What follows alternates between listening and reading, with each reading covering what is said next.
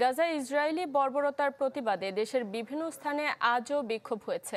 বরিশাল নগরীর সদর রোডে এ কর্মসূচি পালন করে বাম গণতান্ত্রিক জোট। বের করা বিক্ষোভ মিছিল শহরের প্রধান সড়ক প্রদক্ষিণ করে। পরে বক্তারা দাবি জানান গণহত্যা বন্ধে জাতিসংঘ সহ সংশ্লিষ্টদের দ্রুত ব্যবস্থা নেয়ার। বিশ্ব নেতাদের এক হয়ে যুদ্ধ বন্ধের দাবিতে ফিলিস্তিনের জাতীয় পতাকা উত্তোলন কর্মসূচি পালন করেছে রাজশাহী কলেজ শাখা ছাত্র শিবির। নেতানিয়াহু ও ট্রাম্পের কুশপুত্তলিকা দাহ করা হয়েছে নাটোরের সিংড়ায়। নৃশংস হামলার প্রতিবাদে ১.৫ ঘণ্টা ব্যবসা প্রতিষ্ঠান বন্ধ রাখেন মেহেরপুরের ব্যবসায়ীরা। এছাড়া রংপুর সহ বিভিন্ন স্থানে নানা কর্মসূচি পালিত হয়েছে।